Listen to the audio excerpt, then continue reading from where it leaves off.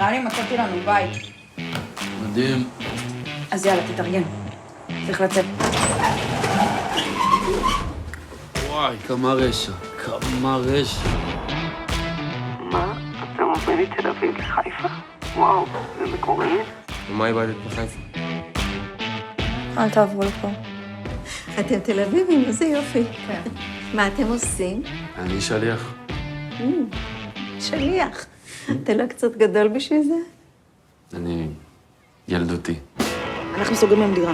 הבנת אותי? הבנתי, סוגרים. אנחנו גם סיכמנו שאתה מפסיק לעשן לפני שאני יולדת. תמר, בואי, את סיכמת את זה. כן? כן.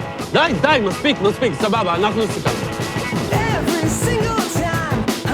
המקום הזה זה התמצית של כל מה שדפוק באנושות. לא אכפת לך מזה? לא כרגע. אפשר לעלות? שגבר רע. האישה שלך בהיריון, ואתה תתנהג יפה ותעשה מה שהיא רוצה, ואחרי שהילדה תגיע אתם תלמדו להסתדר, כי ככה זה. איזה להסתדר? את לא יודעת מה אני עובר בכלל, זה בית משוגעים.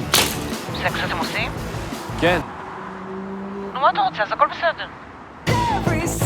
שלום קטנה.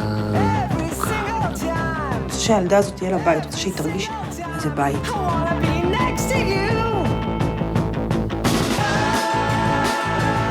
נראה לך שנחזיק כמה שנים, זהו, יהיה לנו בית עם פרקט ואנחנו נגור באושר ואושר ונפסיק לריב. יש לי תינוקת לגדל, אני צריכה עוד תינוק. תתקשרי למשטרה. אנחנו אפרים. בטוב טעם.